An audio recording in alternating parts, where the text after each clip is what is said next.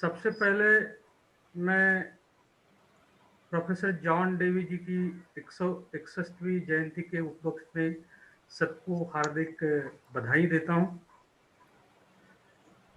और साथियों,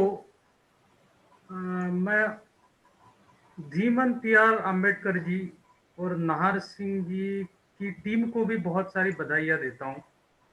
बधाई के पात्र इसलिए हैं कि मैंने जो कुछ सोचा था वो सारी की सारी चीजें जो है आप सभी इंटेलेक्चुअल साथियों ने उसको उजागर किया है।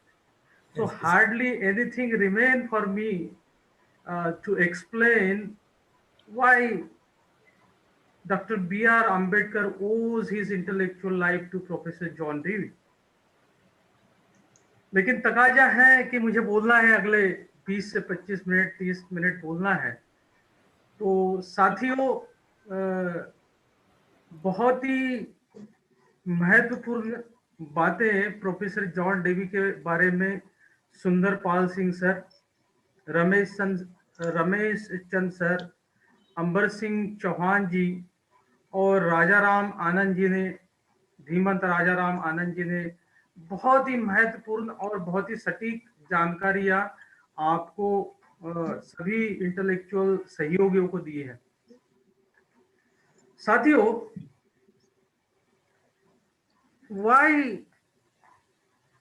why Professor Dr. B.R. Ambedkar owe his intellectual life to Professor John Dewey? This is $1,000,000 question, and many of us, they answered this question. लेकिन मैं उसमें कुछ ऐड करने के पहले एक बैकग्राउंड बनाना बहुत जरूरी है, जो सारे वक्ताओं को सुनने के बाद मुझे लगता है कि मुझे ऐड ऑन करना चाहिए। साथियों, 31 मई 1936 को बाबा साहब ने मुंबई में एक बहुत महत्वपूर्ण भाषण दिया था।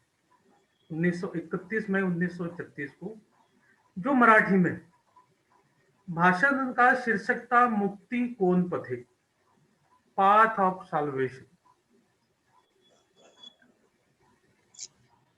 पाथ ऑफ साल्वेशन यानी मुक्ति कोण पथे, जो मराठी में भाषण दिया था, उसमें बाबा साहब ने धर्मांतरण के भौतिक पहलुओं को उजागर किया है। धर्मांतरण की जरूरत क्या पड़ी,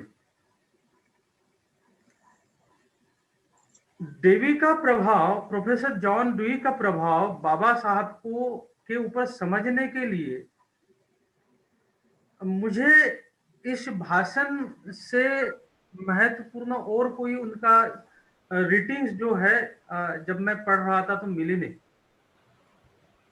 तो इस भाषण में बाबा साहब ने धर्मांतरण के भौतिक पहलुओं को उजागर किया है।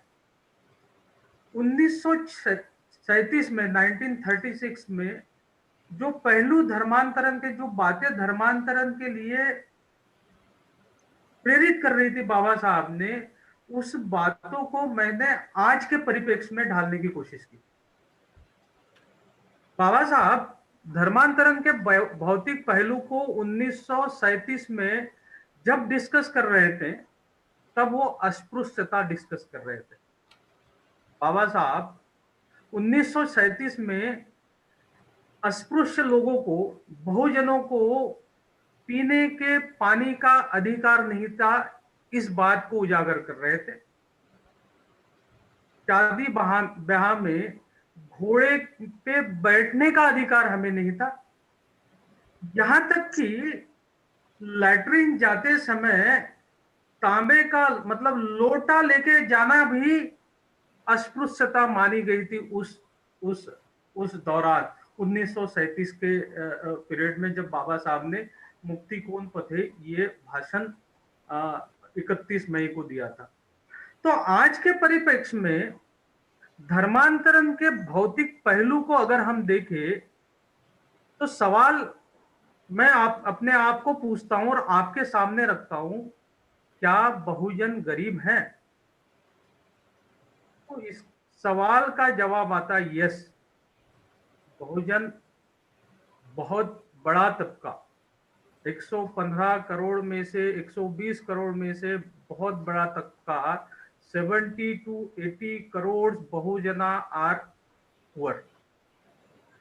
क्या दूसरा सवाल मुझे आता है, क्या बहुजनों के बच्चों को सरकारी स्कूल में अच्छी शिक्षा मिल रही है? इसका भी, क्योंकि बाबा साहब ने उनके उस भाषण में सवाल पैदा किया था, क्या अस्पृश्य को, बहुजन क्लास को सरकारी स्कूलों में एडमिशंस मिलता है? तब उसका सवाल का उत्तर था नहीं। अभी मैं उसी परिप्रेक्ष्य में एक सवाल आप लोगों के सामने रखता हूं, क्या बहुजनों के बच्चों को सरकारी स्कूलों में अच्छी शिक्षा मिल रही है? नहीं मिल रही। क्या शुद्ध पानी मुहैया हो रहा है? नहीं हो रहा है। क्या वह अच्छी ब्रांडेड कार में बेटी बेटों की बारात लेके जा सकने में कारगर है? तब बाबा साहब ने पूछा था कि तब अस्पृश्य मतलब बहुजनों को घोड़ों पे बैठने की आजादी नहीं थी। साथियों, उस सवाल को आज के परिप्रेक्ष्य में मैं आपसे सभी इंटेलेक्चुअल साथियों को, सभी बहुजनों को ये पूछना चाहता हूं, आप भी पूछिए, क्या वह अच्छी ब्रांडेड कार में बेटे बेटी के बारात ले जा सकता है?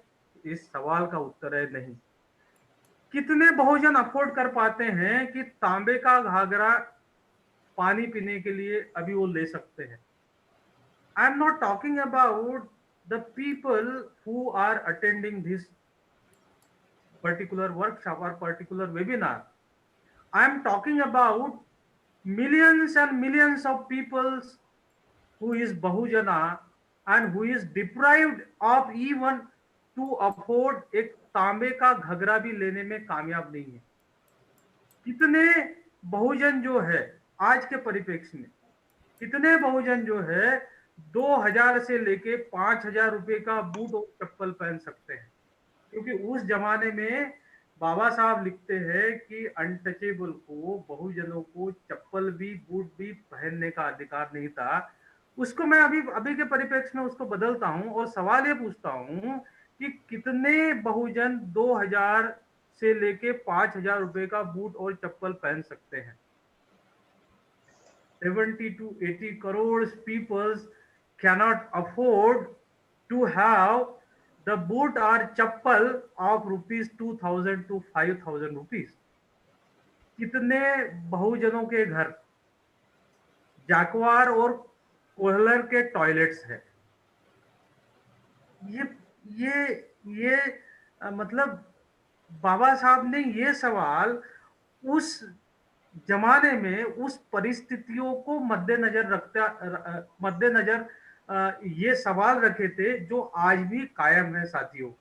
सो मैं ये सवाल पूछता हूं कि कितने बहुजनों के घर में जैकवार और कोयलर के टॉयलेट है? ऐसे अनगिनत उदाहरण हमें देखने को मिलता है। तो सी ये धर्मांतरण के भौतिक पहलू को उजागर करने की क्या आवश्यकता पड़ी, ये सबसे बड़ा महत्वपूर्ण सवाल यहां खड़ा होता है। तो संघर्ष, समूह संघर्ष, बाबा साहब क्या कहते हैं उस भाषण में, आप भी पढ़िएगा।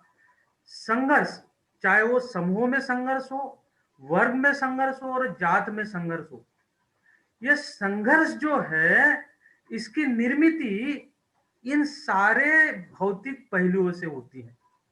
मतलब जब आप अच्छी ब्रांडेड कार, जब आप अच्छा ब्रांडेड टॉयलेट खरीदने के लिए प्रयास करोगे, तब अपने आप से संघर्ष करना पड़ेगा, समूह से संघर्ष करना पड़ेगा और जातियों से भी संघर्ष करना पड़ेगा, ऐसा बाबा साहब कहते हैं। तो ये संघर्ष कब कर सकता है?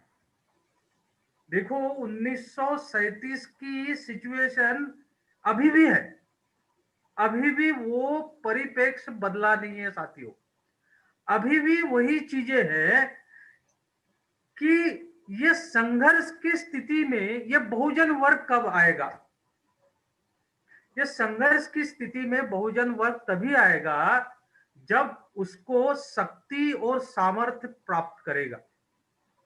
तो बाबा साहब ने उस भाषण में 3 शक्तियां या सामर्थ्य प्राप्त करने की चेष्टा की है।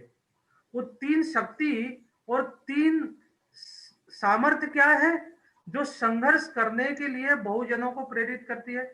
मैं क्या बोल रहा हूं, आप मतलब अपने मन में ठूस लीजिए कि 1937 की स्थिति 70 से 80 करोड़, मोर देन 70 से 80 करोड़ बहुजनों के हिस्से में अभी भी है। याद रखिएगा, ये मैं 100 लोगों के बारे में नहीं बोल रहा हूं। We are cross that limit, but 70 से 80 करोड़ बहुजन अभी भी 1937 की सिचुएशन में है। वो संघर्ष करने में they are not, eligible to fight. They are not eligible to, to conflict with the minority peoples who are ruling the majority बहुजना। तो संघर्ष करने के लिए सामर्थ्य और शक्ति पाना जरूरी है, ऐसा बाबा साहब उस भाषण में कहते हैं। तो ये सामर्थ्य और शक्ति 3 प्रकार की होती है। एक तो होता है द्रव्य बल, दूसरा होता है मानसिक बल, और तीसरा होता है मनुष्य बल। द्रव्य बल अभी भी 70 से 80 करोड़ या मोर देन दैट बहुजन लोगों के पास नहीं है। क्यों नहीं है? क्योंकि वो उद्यमी नहीं है, वो व्यापार में लिप्त नहीं है, वो इनोवेटर नहीं है, क्योंकि वो इमिटेटर्स है। ये कंसेप्ट हम लोगों ने बहुत बार डिस्कस किया है, इसलिए मैं इसको एक्सप्लेन नहीं करता। वो इनोवेटर नहीं है क्योंकि वो इमिटेटर है। वो इमिटेटर इसीलिए है क्योंकि उनके पास थिंकिंग स्किल का अभाव है। तो 1937 में भी हमारे पास द्रव्य बल नहीं था, जो आज भी जो है बहुजनों के, बहुसंख्य बहुजनों के पास नहीं है, क्योंकि हम उद्यमी नहीं है, हम व्यापार में लिप्त नहीं है, हम इनोवेटर नहीं है, हमारे पास थिंकिंग स्किल का अभाव है, हमारे पास मानसिक बल नहीं है। बाबा साहब क्या कहते हैं? संघर्ष करने के लिए मानसिक बल की आवश्यकता होती है। ये मानसिक बल जो है, सैकड़ों सालों से बहुजन जो है दर्द, विडंबना, जुल्म सहते आ रहे हैं, क्योंकि बहुजनों के अंदर आत्मविश्वास, उत्साह और महत्वाकांक्षा का लोप हुआ हमें दिखता है।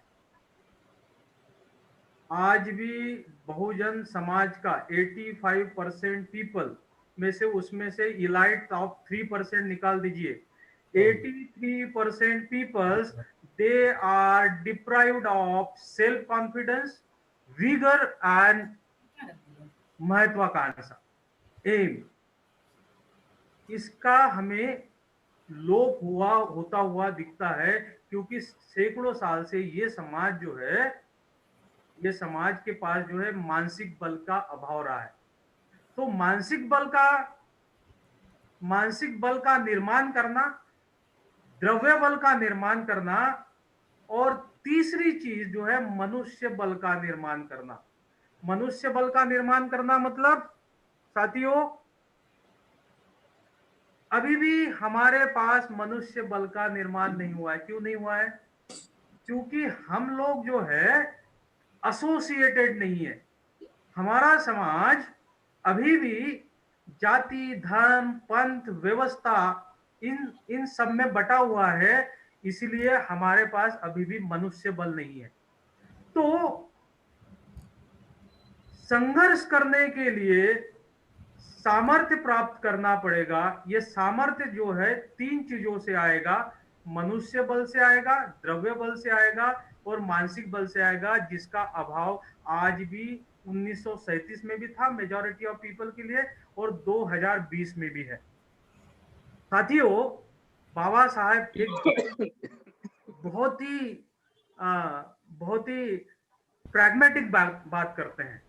As we are discussing pragmatism of John Dewey, Baba Saheb एक बहुत ही pragmatic बात करते हैं कि बाबा साहब कहते हैं इस देश में लोगों के मन पर जात और धर्म का बहुत बड़ा गहरा असर है. देखिएगा, इस इस इस देश में लोगों की मन पर जात और धर्म का बहुत गहरा असर है. देखो, वो ये स्टेटमेंट बहुत बहुत इंपॉर्टेंट है. इसको आप अपने मन में रखिएगा. वो देश वो देश की गरीबी, देखो, इस देश के लोगों के मन पर जात और धर्म का बहुत बड़ा गहरा असर है. वो जिसके ऊपर जात और धर्म का बहुत बड़ा गहरा असर है, वो लोग देश की गरीबी, दुख और क्लेश के बारे में उन्हें बुरा नहीं लगता.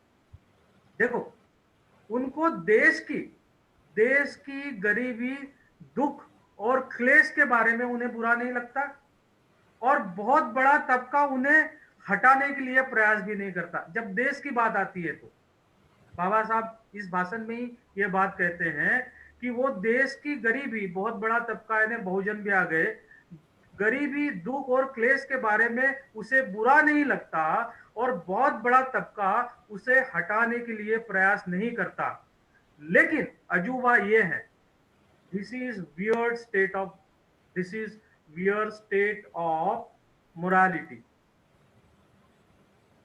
This is weird state of morality. So बाबा साहब ये कहते हैं कि लेकिन अजूबा ये है कि जात भाई या धर्म भाई के ऊपर गरीबी या कोई जुल्म होता है. जात भाई या धर्म भाई के ऊपर गरीबी या कोई जुल्म होता है तो उससे निजात पाने के लिए बहुत लोग जो है, मतलब जो उससे ऋणानुबंध रखते हैं, मदद या सहायता करने के लिए उसे आते हैं. देखिएगा कि देश में जो गरीबी है, दुख है, क्लेश है, उसके बारे में इस देश का बहुत बड़ा तबका तो बात नहीं करता या उसके खिलाफ भी नहीं जाता. लेकिन जब यही चीजें उसके जात भाई के साथ या धर्म भाई के साथ होती है तो वो उसको मदद करता है और उसको निजात पाने के लिए मदद करता है. साथियों, इसका मतलब ये बाबा साहब कहते हैं कि किसी भी समाज या वर्ग समूह को जोड़ना है, किसी भी वर्ग समूह को जोड़ना है, भाईचारा लाना है या उसे सामर्थ्यवान बनाना है, तो एक आचार संहिता, कॉमन कोड ऑफ कंडक्ट को लाना बहुत जरूरी है.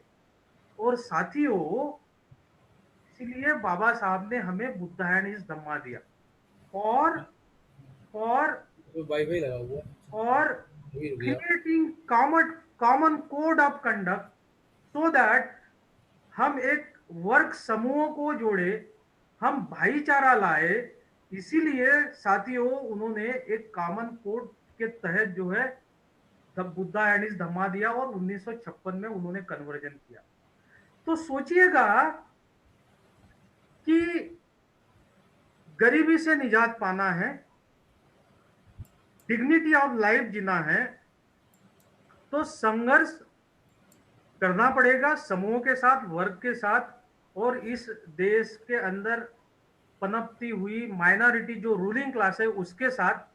उसके लिए हमें मनुष्य बल प्राप्त करना पड़ेगा, द्रव्य बल प्राप्त करना पड़ेगा, मानसिक बल प्राप्त करना पड़ेगा. और साथियों, ये जब मनुष्य बल, द्रव्य बल और मानसिक बल प्राप्त होगा, तब हम लोग जो है बहुजनों के अंदर आत्मविश्वास, उत्साह और महत्वाकांक्षा का पैदा होगी, जिससे हम दर्द, विडंबना और जुल्म को सहने के लिए, मतलब जुल्म को विरोध करने के लिए हम प्रेरित होंगे। साथियों, ये लाइन ऑफ थिंकिंग, ये लाइन ऑफ थॉट बाबा साहब को इस समाज के अंदर, भारतवर्ष में, भारत भारत के समाज वर्ष के अंदर जो एक्सपीरियंस मिला उससे तो उन्होंने किया, लेकिन इस प्रोसेस को उन्होंने अपने अंदर जो डेवलप किया, जो समझा, ये प्रोफेसर जॉन डुई की थिंकिंग स्किल, फिलॉसफी की देन मैं मानता हूं बाबा साहब को। साथियों, सो किसी भी समाज या वर्ग समूह को जोड़ना है, या उसके अंदर भाईचारा लाना है, या उसको सामर्थ्यवान बनाना है, तो मनुष्य बल, द्रव्य बल और मानसिक बल की निर्मित करनी पड़ेगी। और ये सोच जो है, ये थॉट प्रोसेस है, ये प्रैग्मेटिक अप्रोच जो है, बाबा साहब को इस समाज के, भारत के समाज की तो है ही है, लेकिन ये सोच जो है बाबा साहब के मन के अंदर, उनके माइंड के अंदर जो पैदा हुआ है, ये प्रोफेसर जॉन डुई के देन है साथियों। इसीलिए प्रोफेसर जॉन डुई को समझना बहुत अनिवार्य है। प्रोफेसर जॉन डुई को समझना अनिवार्य है। प्रोफेसर जॉन डुई एक प्रोफेसर जॉन डुई जो है दुनिया को, professor John dewy feels that world is fundamentally a process in which various forces intertwine and interplay। John dewy जो है दुनिया को मौलिक रूप से, जॉन डुई कहते हैं दुनिया मौलिक रूप से एक प्रक्रिया है जो विभिन्न बलों से आपस में जुड़ते हुए परस्पर क्रिया करते हैं। Fundamentally it is a process in which various forces intertwine and interplay. Baba Saheb जो है दुनिया को फिजिकली, मटेरियली नहीं देखते हैं। इसीलिए धर्मांतरण का जो मैंने उदाहरण दिया है, मुक्ति कौन पथे में जो बात कही है बाबा साहब ने, कि सामर्थ्य प्राप्त करना है तो मनुष्य बल, द्रव्य बल और मानसिक बल का निर्माण करना है। ऐसा जब बाबा साहब कब कह सकते हैं? जब दुनिया को वो जॉन डुई की नजर से देखते हैं, तो दुनिया उनको फिजिकली नजर नहीं आती, दुनिया उनको एक प्रक्रिया के रूप में नजर आती है, जो जो विभिन्न बलों से, मतलब डिफरेंट फोर्सेस से जुड़ी हुई है। साथियों, जॉन डुई जो है, जॉन डुई का प्रैग्मेटिज्म जो है समझना बहुत जरूरी है। John dewy C certainty in uncertainty. देखो, स्थिरता में वह परिवर्तन देखते हैं, स्थिरता में परिवर्तन देखते हैं, स्थिरता में परिवर्तन। John Dewey sees certainty in uncertainty, मतलब स्थिरता में वह परिवर्तन देखते हैं। Same is the case with doctor B R Ambedkar. Baroda में उन्होंने, because of his commitment, he join the duties at Baroda, he joined duties at Baroda, and during that period there was no clear cut picture in the mind of young Dr. B.R. Ambedkar regarding the social reforms। तो उन्होंने जो commitment की थी, उस commitment के तहत जो है उन्होंने बड़ौदा में महाराजा सयाजीराव गायकवाड़ के दरबार में काम शुरू किया, लेकिन 3 दिन में ही उन्होंने वो छोड़ने का निर्णय लिया। उन्होंने जाना कि एक ऊंचे और एक ओपन वातावरण का अनुभव किया था अमेरिका के अंदर, और ये उसके विपरीत जो परिस्थितियां उनके सामने है, उन्होंने जो अनुभव किया, उन्होंने ये समझा उन्होंने ये समझा कि मेरा जन्म जो है इस समाज के अंदर जो गुलामी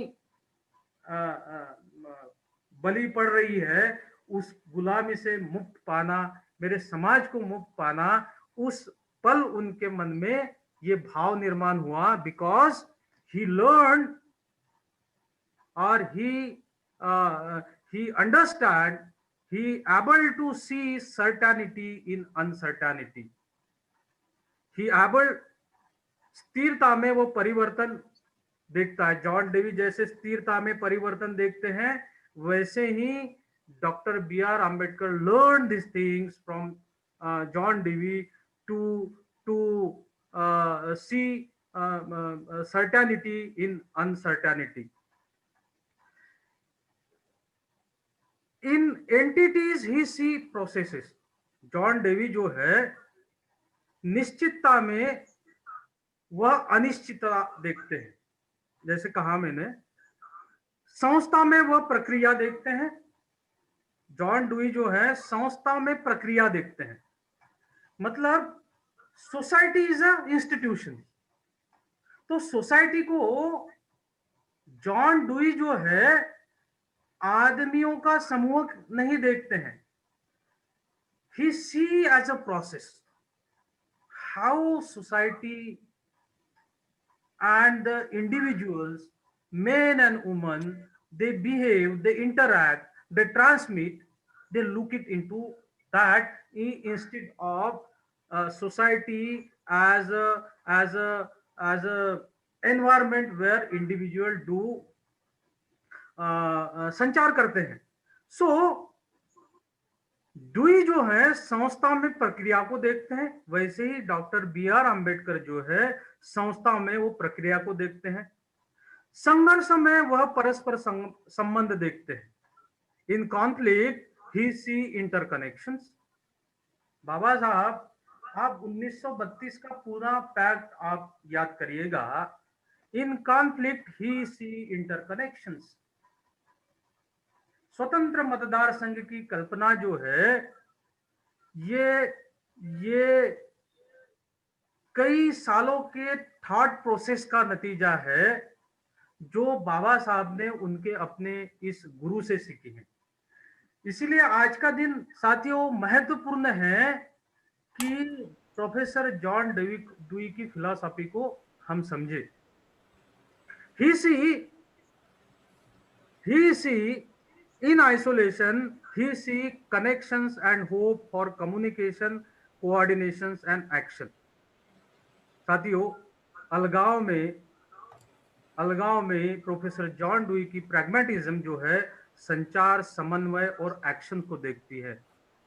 बाबा साहब भी देखिएगा 1932 के बाद Baba Saheb emerge as a leader of untouchable, but before that 1919 में सबसे पहला ज्ञापन दिया था साउथ बोरो कमीशन को।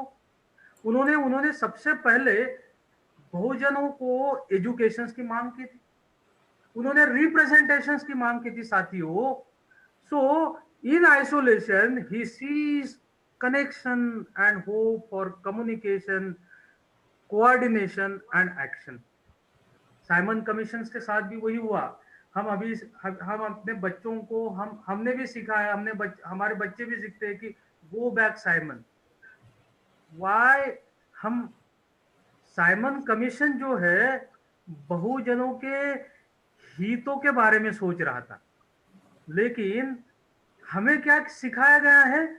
हमें सिखाया गया है कि Simon commission was against the Indians, but Simon commission was in favour of Simon Commission was in favor of untouchable majority of Bahujana of this country.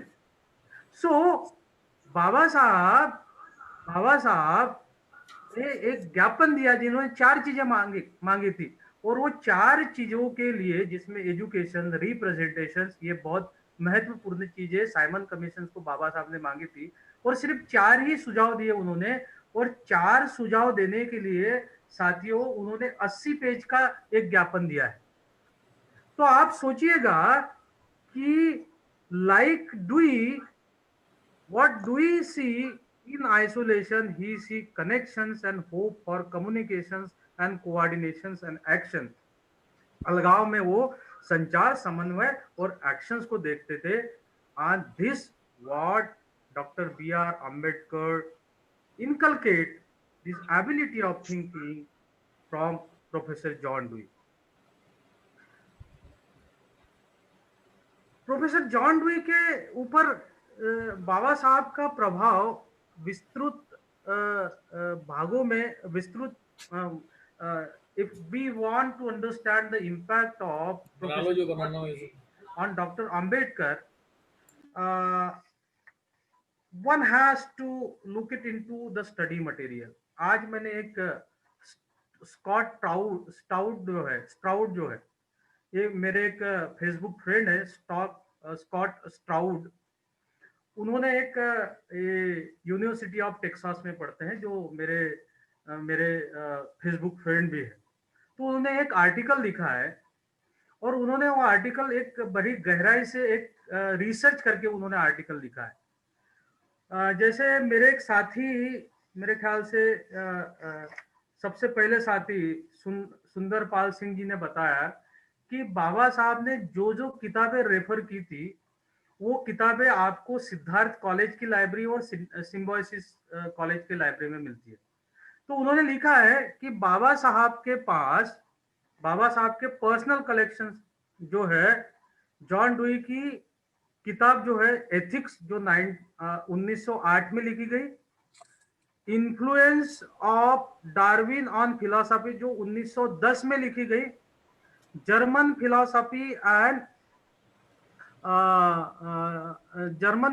And politics जो 1915 में लिखी गई, डेमोक्रेसी एंड एजुकेशन 1916 में लिखी गई, experience and nature 1929 में लिखी गई, द क्वेस्ट फॉर सर्टेनिटी 1930 में लिखी गई, फ्रीडम एंड कल्चर 1939 में लिखी गई, एंड प्रॉब्लम ऑफ मैन 1946 में लिखी गई.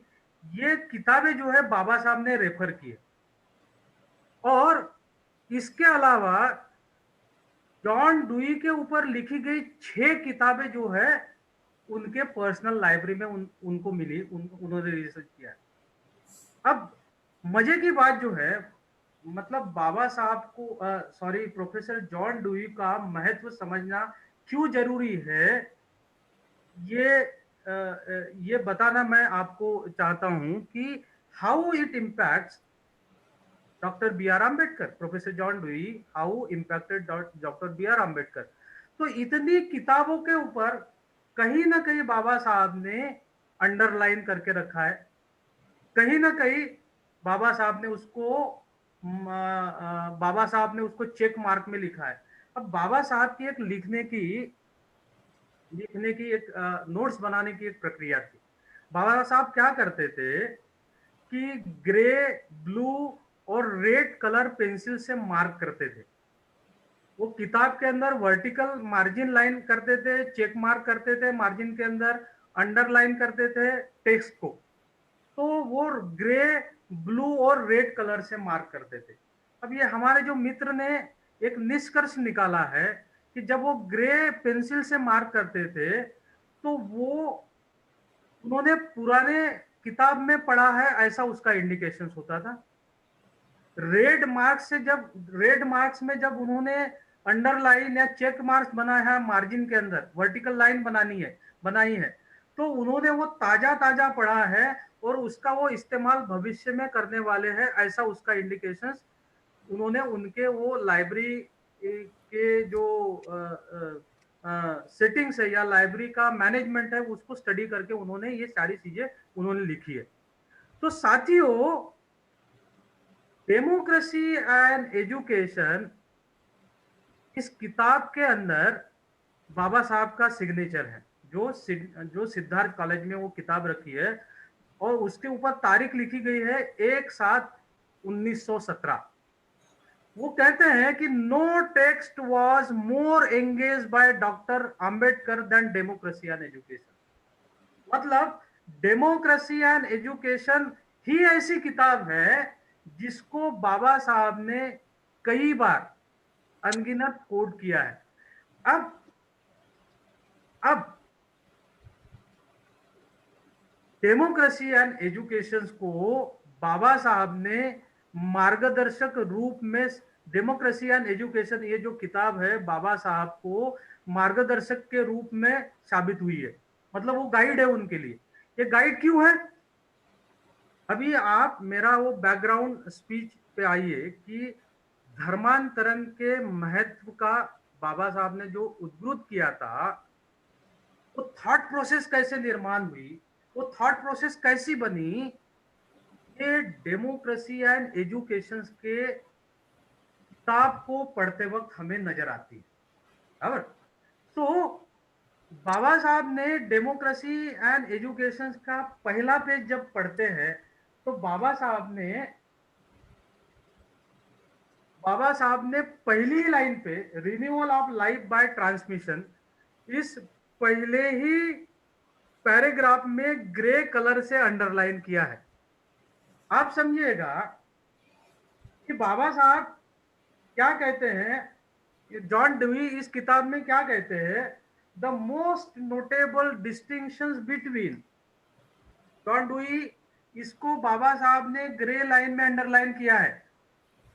और एक मजे की बात यह बता दूं कि बाबा साहब ने 50 एनोटेशंस दिए हैं, मतलब अंडर 50 स्टेटमेंट को उन्होंने अंडरलाइन किया है। कुछ ग्रे लाइन से किया है, कुछ रेड लाइन से किया है, कुछ ब्लू लाइन से किया है। तो बाबा साहब इस पहली लाइन को उन्होंने ग्रे लाइन से अंडरलाइन किया है। तो डुई उस किताब में पहले ही चैप्टर के पहले ही लाइन में क्या कहते हैं, the most notable distinction between living and inanimate things is that farmer maintain themselves by renewal, farmer maintain themselves by renewal। मतलब लिविंग और नॉन लिविंग, जीवित और निर्जीव वस्तु में क्या फर्क है? तो जीवित व्यक्ति जो है खुद को रिन्यू करता है। बराबर। 1936 में बाबा साहब क्या कहते हैं, और 1920 में भी मैं क्या मतलब बाबा साहब अभी भी बाबा साहब कहते हैं, 1936 में भी कहते हैं, और अभी भी 2020 में बाबा साहब क्या कहते हैं कि संघर्ष करने के लिए हमारे पास जो सामर्थ्य की आवश्यकता है, जो अभी भी नहीं है। वो क्यों नहीं है? क्योंकि हम जो है, हमारे पास मनुष्य बल नहीं है, क्योंकि अभी भी हम जाति धर्मों में बटे हुए हैं, इंटेलेक्चुअल ट्रैप में फंसे हुए हैं, हमारे पास द्रव्य बल नहीं है, हमारे पास मानसिक बल नहीं है। अब ये क्यों नहीं है, ये बाबा साहब ने कैसे जाना? बाबा साहब ने ये स्टेटमेंट को बार बार मतलब अंडरलाइन किया है साथियों। The most notable distinction between living and non living inanimate thing is that former maintain themselves by renewal. मतलब लिविंग थिंग्स जो है वो खुद को रिन्यू करते हैं। जैसे स्टोन को तोड़ा गया, जॉन डुई ने एक स्टोन का यहाँ उदाहरण दिया है। पत्थर को तोड़ा गया, उसको उसके ऊपर अगर हम हथौड़ा मारते हैं तो वो इट कन्वर्टेड इनटू स्मिथरिंग्स, बहुत सारे बारीक कणों में उसका उसका मतलब वो कन्वर्ट हो जाता है। क्या उसको हम जोड़ पाएंगे? नहीं जोड़ पाएंगे। ये इनएनिमेट है, ये नॉन लिविंग का कैरेक्टरिस्टिक फीचर है। लेकिन साथियों ये आदमियों के लिए भी, इंसानों के लिए भी एप्लीकेबल है।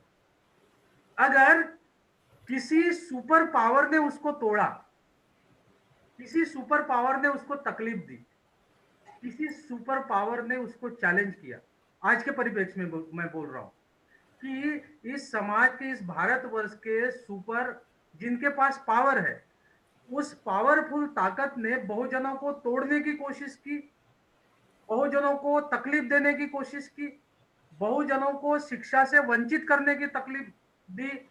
अगर इन चीजों से हम उबर नहीं पाए साथियों, तो हम नॉन लिविंग है, हम नॉन लिविंग है, हम इन एनिमेट है। बराबर। तो साथियों अगर हमें इन एनिमेट नहीं होना है, हमें नॉन इंसान इंसान रहते हुए भी हमें मृत प्राय नहीं रहना है, तो बाबा साहब ने मुक्ति कौन पथे, धर्मांतरण के भौतिक पहलुओं को, क्योंकि कोड ऑफ कंडक्ट जो है, धर्मांतरण को हम बहुत अलग तरीके से देखते हैं, लेकिन अगर जॉन डुई के नजर से अगर हम कन्वर्जन को देखेंगे, धर्मांतरण को देखेंगे, तो ये एक प्रोसेस है समाज को, वर्ग को जोड़ने की, भाईचारा लाने की और सामर्थ्यवान बनाने की, क्योंकि वो एक कोड ऑफ कंडक्ट में हमें पिरोती है। और जब हम एक कोड ऑफ कंडक्ट में हम पिरोए जाते हैं, तो हम सभी के लिए कार्य करने लगते हैं, हम कोऑपरेटिव क्लास बनने बनने के लिए प्रेरित होते हैं, अग्रेसित होते हैं साथियों। सो ये एक बात बाबा साहब ने एजुकेशन एंड डेमोक्रेसी से बार बार सीखी है, और डेमोक्रेसी एंड एजुकेशन जो है बाबा साहब को मार्गदर्शक रूप में साबित हुई है। साथियों, बाबा साहब ने जॉन डुई को क्यों पढ़ना और क्यों समझना अनिवार्य है, क्योंकि बाबा साहब मानते हैं कि इस देश के बहुजनों का उत्थान अगर करना है तो उनके जीवन को समझना है। जैसे कि पे बैक टू सोसाइटी प्रोग्राम में धीमन पीआर अंबेडकर जी जो है नोशन ऑफ कास्ट और notion of stupidity, thinking skill, cooperative skill, Ashoka Ashoka के वेलफेयर वेलफेयर स्टेट के बारे में एक 5 दिन का ट्रेनिंग देते हैं।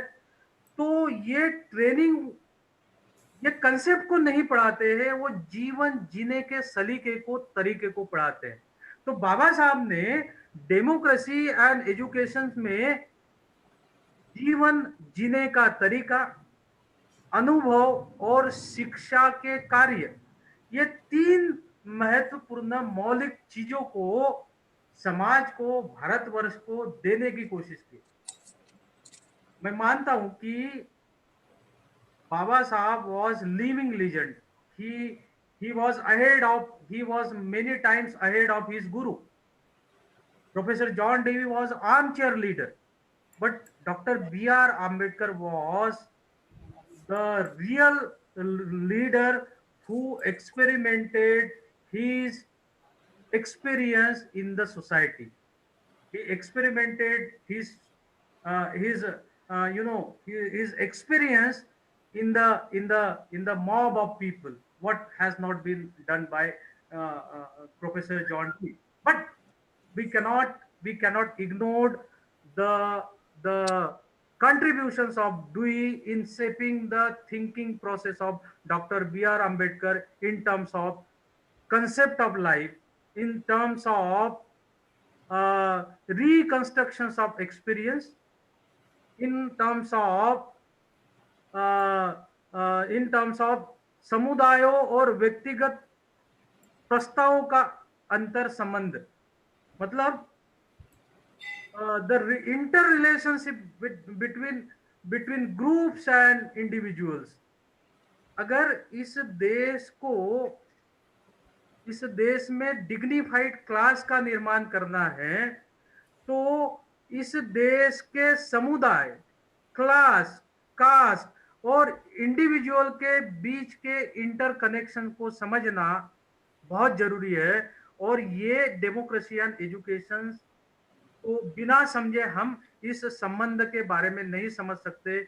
हम बिना डेमोक्रेसी एंड एजुकेशन में डिस्कस किए गए मौलिक विचार जो प्रैग्मेटिज्म के ओर प्रवृत्त करते हैं, we cannot understand the concept of reconstructions of society or reconstructions of experience। और हम शिक्षा को समाज पुनर्निर्माण हेतु कैसे इस्तेमाल करें, ये भी नहीं समझ सकते साथियों। तो बाबा साहब ने जीवन, अनुभव, शिक्षा के कार्य, इसकी महती, इसको भारतवर्ष के बहुजन समाज के तबकों के अंदर कैसे ले जाना है, ये फिलॉसफी जो है डेमोक्रेसी एंड एजुकेशन नाम की इस किताब से, जिसमें 50 बार जो है बाबा साहब ने उसको एनोटेशंस किया है, अंडरलाइन किया है, ग्रे लाइन से, ब्लू लाइन से, रेड लाइन से। तो दोस्तों,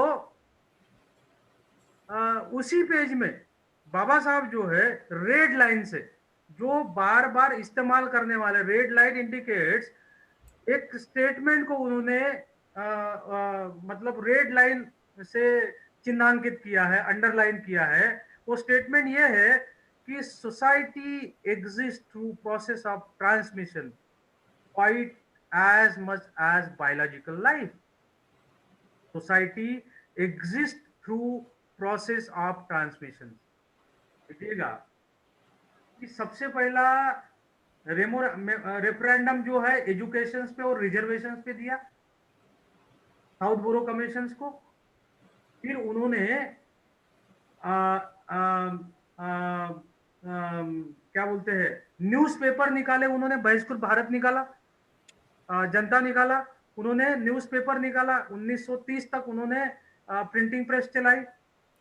अब आप देखिएगा कि ये थॉट उनके मन में कैसे पैदा हुआ कि why it is necessary to have printing press, why it is necessary to have representation. अभी ये तो रिप्रेजेंटेशन तो अमेरिका में नहीं था उस समय में। अफर्मेटिव एक्शंस, रिप्रेजेंटेशन सारे देश, मतलब सारे डेवलप नेशन में रिजर्वेशन है, उसको अफर्मेटिव एक्शंस कहते हैं। लेकिन भारत का रिप्रेजेंटेशन या रिजर्वेशन दूसरे देशों में अफर्मेटिव एक्शंस कहलाता है। उसमें उसमें बहुत जमीन आसमान का फर्क है, जो मैं आज यहां नहीं डिस्कस करना चाहता हूं। लेकिन बाबा साहब ने एजुकेशन और रिप्रेजेंटेशन साउथ बोरो कमीशन में क्यों माना? बाबा साहब ने बहिष्कृत भारत की निर्मित क्यों की? बाबा साहब ने साइमन कमीशन को फिर से पॉलिटिकल रिप्रेजेंटेशन मांगा है। 1932 में तो राउंड टेबल कॉन्फ्रेंस में उन्होंने सेपरेट इलेक्टोरेट मांगा है। क्यों मांगा है? 1936 में उन्होंने मुक्ति कोन पथे के पहले उन्होंने येवला में ये अनाउंस किया था कि मैं I will not, I born as Hindu but I will not be no more be Hindu afterwards. ये क्यों कहा है साथियों? ये समझिएगा कि उन्होंने इस चीज को, एक चैप्टर को बहुत बहुत बहुत मतलब क्या बोलते हैं कि उन्होंने पी लिया था, घूट घूट घूट, एक एक शब्द को उन्होंने घूट घूट के पिया था। वो कहते हैं society exist to process of transmission, now reconstructions of experience, reconstructions of society through education, reconstructions of interconnection, understanding interconnections between society, between individuals, between groups is nothing but, or it it possible only through process of transmission। संचार के माध्यम से जो है, मतलब संचार जो है, बायोलॉजिकल लाइफ, समाज समाज को आगे बढ़ने के लिए जितना बायोलॉजिकल लाइफ जरूरी है उतना ही प्रोसेस ऑफ ट्रांसमिशन जरूरी है। और ये प्रोसेस ऑफ ट्रांसमिशन जब तक नहीं होगा तब तक हमारे पास मनुष्य बल, द्रव्य बल और मानसिक बल नहीं आएगा साथियों। So society exist through process of transmission quite as much as biological life. इसको रेड लाइन से, अंडर रेड पेन से, रेड मार्क से उन्होंने अंडरलाइन किया साथियों। दूसरे लाइन को भी उन्होंने कहा है कि society not only continue to exist by transmission, संचार के द्वारा, बाय कम्युनिकेशन, प्रसारण के द्वारा, but it may fairly be said to exist in transmission. मतलब संचार और प्रसारण में ही जो है सोसाइटी का एग्जिस्टेंस है। अब ये संचार और संचार और प्रसारण किस चीज का? एम का, आइडियाज का, बिलीफ का, होप का, हैप्पीनेस का, आर्ट्स का, प्रैक्टिस का, ट्रेडिशंस का, सोशल नॉर्म्स और स्टैंडर्ड्स का, कल्चर का, लैंग्वेजेस का।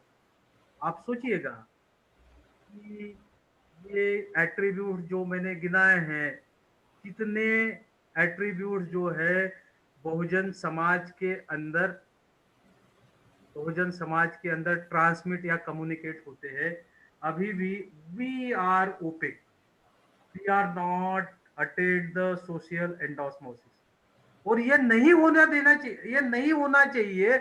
इसीलिए इसीलिए 1950 से बहुत ज्यादा प्रयास किया गया जो 3000 साल से नहीं किया गया था।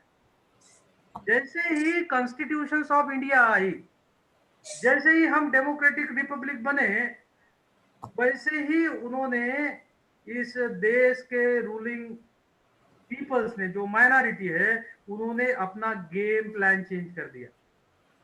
They never wanted to reconstructions of experience. They never wanted that education is essential. Education they never want, or they never believe education is light itself. Education they never believe, they don't want that education is life itself. इसलिए उन्होंने education को तोड़ा है, inter inter connections को तोड़ा है। अभी भी देखिएगा कि जो घटनाएं यूपी में हुई है, देखिएगा जो घटनाएं यूपी में हुई है या अदर पार्ट्स में हो रही है, ये जानबूझ के करवाई जा रही है। इवन मैं तो ये मानता हूं कि कोविड की मिसमैनेजमेंट जो है, कोविड पैंडेमिक का मिसमैनेज जो है, ये सोचा समझा हुआ षड्यंत्र है। क्योंकि इससे क्या हुआ है, इससे बहुजनों का मनुष्य बल, द्रव्य बल और मानसिक बल का ह्रास हुआ है। साथियों, समय आ गया है कि